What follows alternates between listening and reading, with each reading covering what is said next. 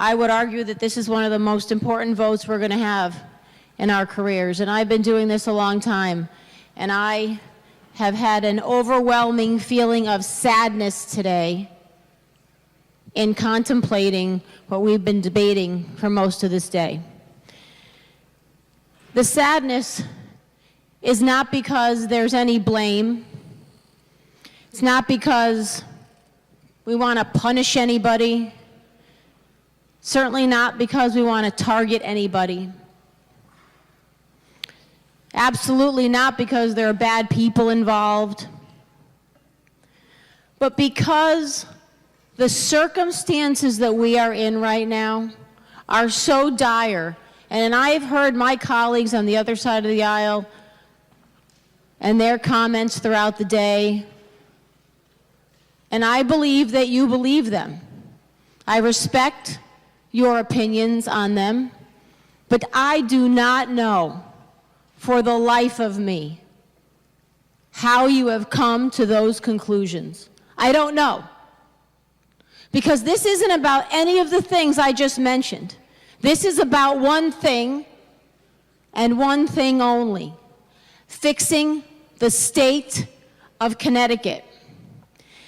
And the problem with that is, if we just look at where we are today, the problems that have occurred as of today: we have no budget. We finished regular session on June 7th. One would argue that the most important job we got elected to do is pass a budget. This is now the third time we have been either called into session or asked to save a session day to do a budget. I had high hopes for today. Maybe that was naive of me. Words and actions are actions. And the fact that we have had, depending on how you count, 6 to 8 budgets in the House and Senate Republicans since the third week of April, and it is now July 24th, and not one of those budgets has been called, is shameful. It is shameful. But today we're all here. Most of us are all here. Miraculously, we got here somehow to vote on union contracts. Funny how we couldn't get anybody in from vacations and trips and places they had to be on any other days. But today we got here. Funny how that happens, isn't it? I have heard very disappointing comments about our budgets and about our ideas and our feelings on what's going on today. I've heard that these are political stunts. I've heard that these are because some people may be considering doing different things. I've heard that the House and Senate Republicans have different ideas and we wouldn't even support each other's budget. Not true. Not true. We may have different ideas, but we are substantively in the same place. We want to make structural changes to move the state of Connecticut forward. And if a House Republican budget came out of the House and went up to the Senate, it would be voted on affirmatively and vice versa. Because we believe that our budgets move the state of Connecticut forward, and up until this moment, on July 24th, at 7:30 p.m., I have not seen any other budget that would do such a thing. Here is why it's important. It's easier to look at one contract and say, here's this X amount of savings, here's X amount of concessions, here's X amount of this, that, and the other thing. But the problem is, guys, the problem is when we look at the individual contracts, what we see, and I happen to be looking at P1 and NP6, we see specific lines, analysis we have not seen in the OFA analysis that we got for what we're voting on. We see rate for on-call standby assignments shall increase to do $2 per hour and $4 for holidays.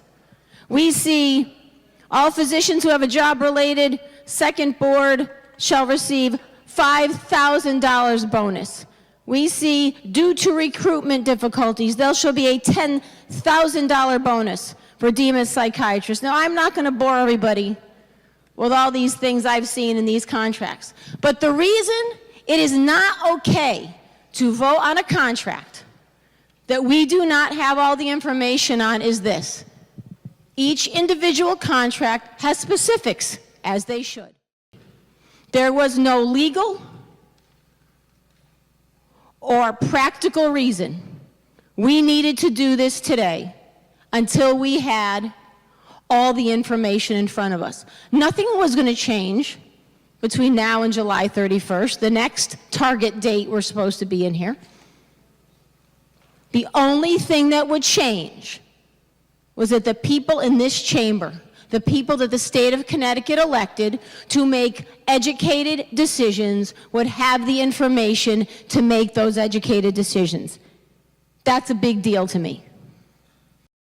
But what we need to understand is in the United States of America, for example, there are only 4 states that collectively bargain pensions. 4 states. There's a reason for that. Because it does not allow states the flexibility, particularly in these economic times, to do what they need to do to keep their states afloat. But where I disagree with the good representative from Hamden is, what we are doing right now is pitting the middle class against the middle class. I hear about the middle class. And of all of our good state employees, there are just as many employees that are not state employees. There are just as many middle class that are not part of the state employees union. They're not getting these benefits. Not only that, they are now suffering because another group is being chosen as a winner where they will now be losers. And the bigger problem here is that whether you're a state employee or not, most importantly, you are a taxpayer of the state of Connecticut. And this will affect each and every one of you and each and every one of us. Because this deal, with a 4-year guaranteed no layoff, with a guaranteed wage increase, and an extension to 2027, will not only, and we've heard this number, tie the hands of the next 2.5 governors, tie the hands of the next 5 legislatures. That's not what this is about. This is tying the hands of every taxpayer in the state of Connecticut, because we cannot do a darn thing about it if this passes. I will tell all the state employees out there right now, if you think that this deal is going to stop anybody from coming back to you, you are sadly mistaken. This is not helping you because it's not helping you as a Connecticut taxpayer. It is not helping any of us. There is a better way. There is a way to take care of state employees so they still have their health care, so they still have their pensions, so they don't go to that mailbox in Miami Beach, Florida 5 years from now and get that letter and says, sorry, out of money. You don't have health care anymore. You don't have pensions anymore. Everybody is protected in a reasonable manner. A vote on this contract today ties the hands of the state of Connecticut. That means union employees, non-union employees, and most importantly, the citizens of the state of Connecticut. And each and every person that votes for it better be able to defend that. Thank you, Mr. Speaker.